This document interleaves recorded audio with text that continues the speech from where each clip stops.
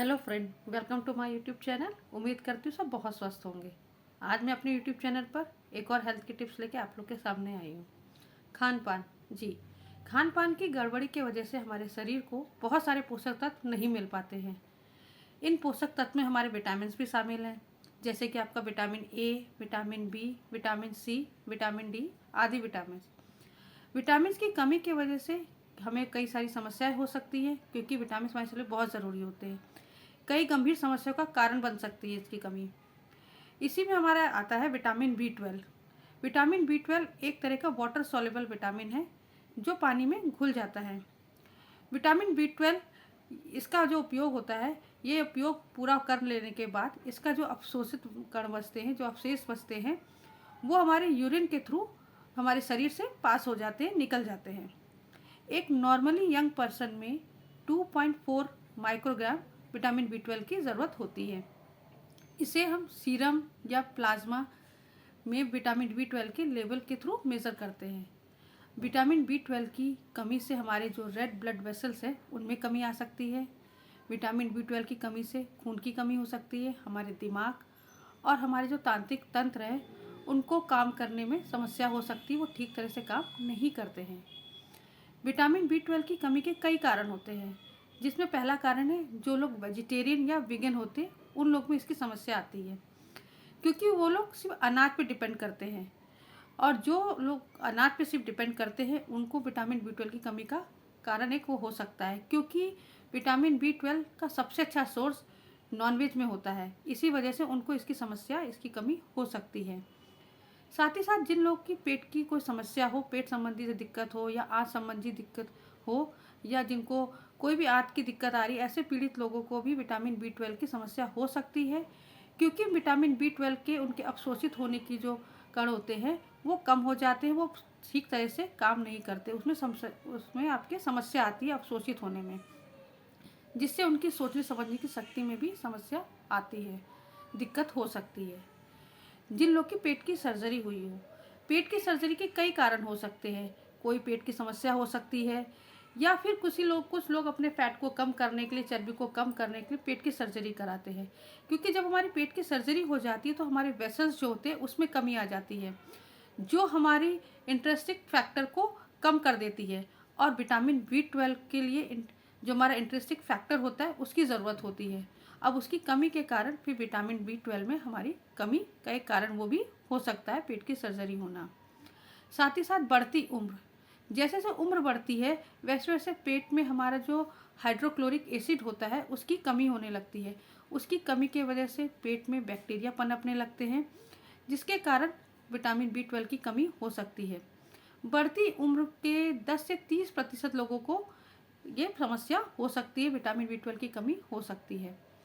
साथ ही साथ जो लोग फीडिंग मदर हैं और वेजिटेरियन हैं उनको भी इस तरह की समस्या आ सकती है। विटामिन बी 12 कमी उनके अंदर भी हो सकती है, क्योंकि वो वेजिटेरियन होती हैं और फीडिंग कराती हैं। फीडिंग के थ्रू जो मिल्क बच्चे में पास हो रहा है उसके थ्रू उनके शरीर से वो भी और लूज़ हो रहा है, बच्चे को भी जा रहा है। तो इसके लिए उनको भी अपने डॉक्टर से बीच बीच में कंसल्ट ज़रूर करना चाहिए, चेकअप कराना चाहिए बी 12 का। इन कारणों के कारण भी बी 12 की कमी आ सकती है। जब आपके शरीर में विटामिन बी 12 की कमी हो जाती है या होने लगती है तो इसके कई सारे आपको सिम्टम दिखने लगेंगे, अपने शरीर में लक्षण दिखने लगते हैं। जैसे कि आपको थकान होने लगेगी, कमज़ोरी होने लगती है, आपका वजन कम होने लगेगा। साथ ही साथ आप लोग को कोई भी काम करने में दिक्कत आने लगेगी। मुंह में और जबान में किसी तरह की दिक्कत हो सकती है। आपके जो हाथ पैर होते हैं उनमें कभी कभी आपको झंझनाहट महसूस होगी, कभी सुन्न होने लगेंगे फिर ठीक हो जाएगा। इस तरह की दिक्कत भी आ सकती है। अवसाद की समस्या भी हो सकती है। अगर विटामिन बी 12 ज़्यादा आपकी कमी होने लगती है शरीर में तो उससे आपको अवसाद की समस्या हो सकती है। आपको भ्रम की स्थिति पैदा होने लगती है आपके अंदर। आपको एक तरह की कमी अंदर से महसूस होने लगती है, मेमोरी कम होने लगती है आपकी, या चोट लगने के, कोई भी चोट लगी तो तुरंत आपका ब्लड निकलने लगता है।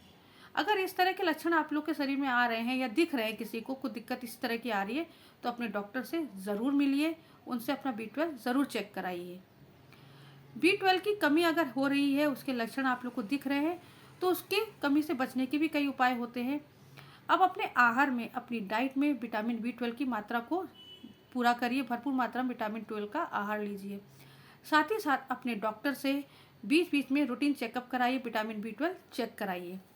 साथ ही साथ जो चिकन और मटन का लिवर होता है वो विटामिन B12 का सबसे अच्छा सोर्स माना गया है। अगर इसको आप डाइट में लेते हैं जो नॉन वेजिटेरियन लोग हैं तो ये विटामिन B12 की कमी को होने से रोकता है।